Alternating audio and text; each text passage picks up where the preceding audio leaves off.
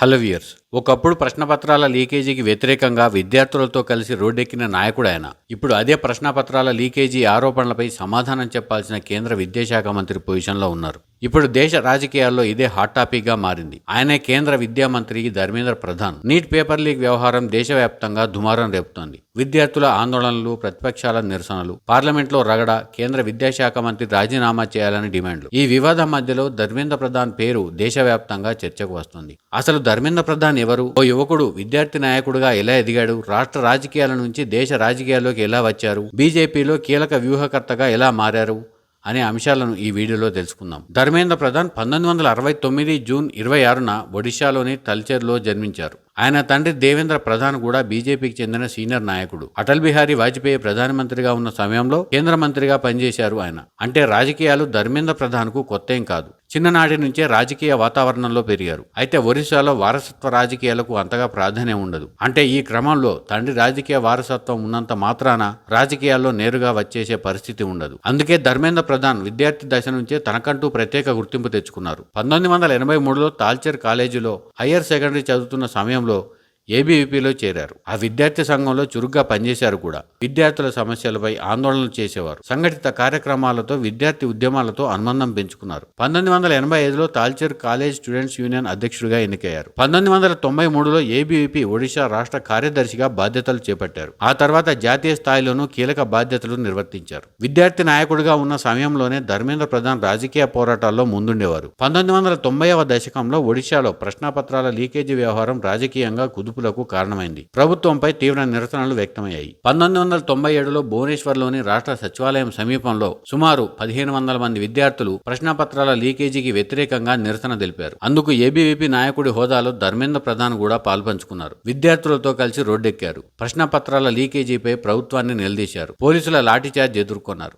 అంటే దాదాపు 3 దశాబ్దాల క్రితం పరీక్షల్లో అక్రమాలకు వ్యతిరేకంగా రోడ్డెక్కిన విద్యార్థి నాయకుడు ఇప్పుడు దేశ విద్యాశాఖ మంత్రిగా ఉన్న సమయంలోనే పరీక్షా వ్యవస్థలపై ప్రశ్నలు తలెత్తడం రాజకీయంగా హాట్ టాపిక్ గా మారింది. ధర్మేంద్ర ప్రధాన్ విద్యాభ్యాసం విషయానికి వస్తే భువనేశ్వర్లోని ఉత్కల్ యూనివర్సిటీ నుంచి ఆంథ్రోపాలజీలో మాస్టర్ ఆఫ్ ఆర్ట్స్ పూర్తి చేశారు. 1990లో ఎంఏ పట్టా పొందారు. అయితే విద్యార్థి ఉద్యమాల్లో చురుగ్గా ఉన్న ఆయన రాజకీయాల్లోకి పూర్తి స్థాయిలో అడుగుపెట్టడం 1998లో జరిగింది. అందుకు ఒక ఘటన నేపథ్యంగా కూడా చెప్పవచ్చు. దివంగత ప్రధాని అటల్ బిహారీ వాజ్పేయి గారు 1996లో ప్రధానమంత్రిగా ఉన్నప్పుడు ఈ ఉద్యమం జరిగింది. ఒడిశాలో ప్రశ్నపత్రాల లీకేజీకి వ్యతిరేకంగా జరిగిన ఆ ఉద్యమంలో లాఠీచార్జిలో దెబ్బలు తిన్నారు ధర్మేంద్ర ప్రధాన్. ఆయన తలకు తీవ్ర గాయమైంది కూడా.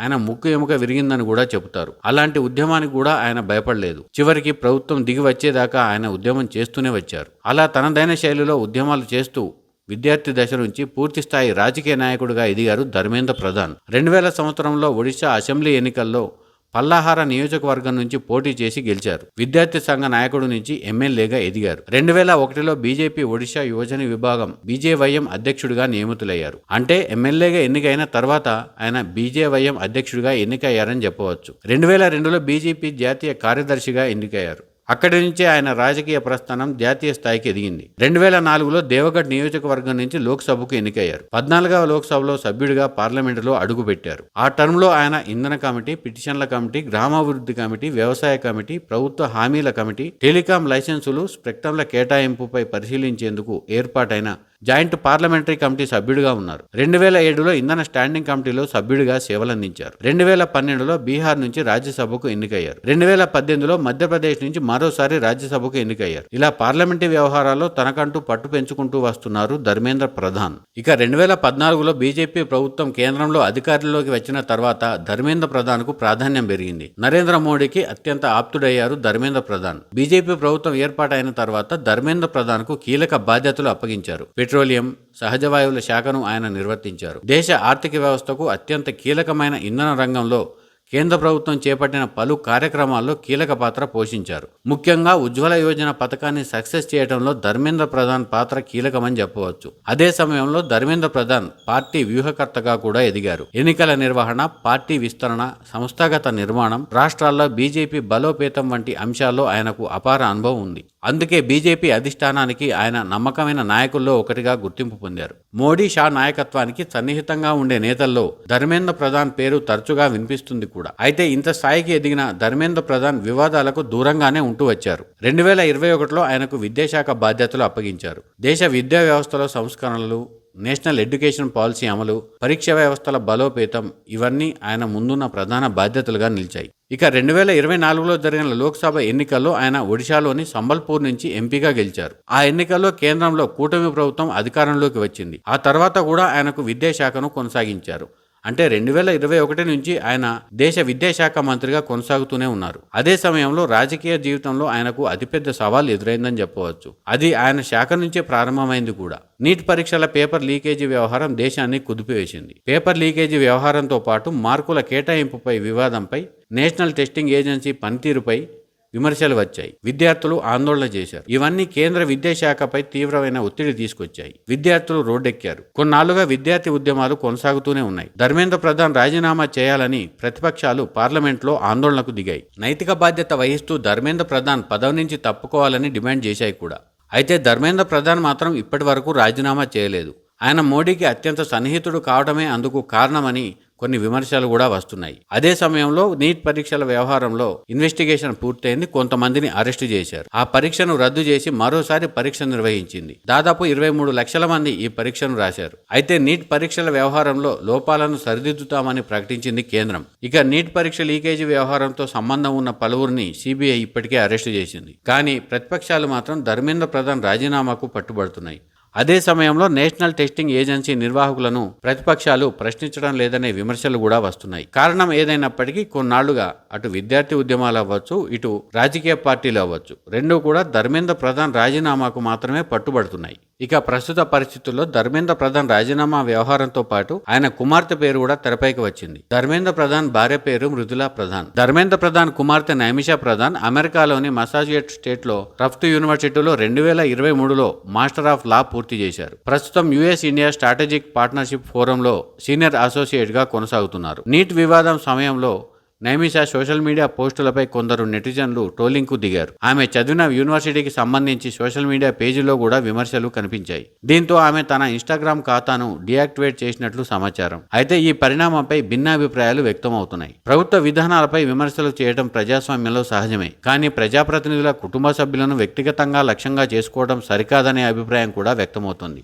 ఇక ధర్మేంద్ర ప్రధాన్ ఆస్తుల విషయానికి వస్తే 2024 ఎన్నికల అఫిడవిట్ ప్రకారం ధర్మేంద్ర ప్రధాన్ కుటుంబానికి దాదాపు 7 కోట్ల రూపాయల ఆస్తులు ఉన్నాయి. సుమారు 53 లక్షల రూపాయల అప్పులు ఉన్నట్లు ఆయన అఫిడవిట్ లో పేర్కొన్నారు. ఒడిశాలో వ్యవసాయ భూములు, వ్యవసాయేతర భూములు, ఢిల్లీ సమీపంలోని గజియాబాద్ లో ఒక ఫ్లాట్, బ్యాంకు డిపాజిట్లు, పెట్టుబడులు ఇలా తన ఆస్తుల వివరాలను ఆయన ఎన్నికల అఫిడవిట్ లో పొందుపరిచారు. ఇక ధర్మేంద్ర ప్రధాన్ కు సంబంధించి ఏపీతో కూడా సంబంధం ఉంది. అదే ఆంధ్రప్రదేశ్ ఒడిశా సరిహద్దు వివాదం. కొటియా గ్రామాల సముదాయం దశాబ్దాలుగా కొనసాగుతున్న సరిహద్దు వివాదానికి కేంద్రంగా మారింది. ఆ ప్రాంతంపై 2 రాష్ట్రాలు తమ హక్కును ప్రకటిస్తున్నాయి. ఒడిశాకు చెందిన అగ్రనేతగా ఉన్న ధర్మేంద్ర ప్రధాన్ ఈ అంశంపై పలుమార్లు స్పందించారు. కొటియా గ్రామాలు ఒడిశాలో అంతర్భాగమేనని ఆయన వాదించారు. ఆ ప్రాంతంలో పర్యటించారు. మౌలిక సదుపాయాలు పెంచాలని ఒడిశా ప్రభుత్వాన్ని కోరారు. అయితే ఆంధ్రప్రదేశ్ వైపు నుంచి కూడా విమర్శలు వచ్చాయి. కేంద్ర మంత్రి హోదాలో 2 రాష్ట్రాల మధ్య సమస్యను సున్నితంగా పరిష్కరించాల్సింది పోయి ఒడిశా మద్దతు పలకటం ఏంటనే విమర్శలు వచ్చాయి. అయినప్పటికీ ఆ విమర్శలను ఆయన పెద్దగా పట్టించుకోలేదు.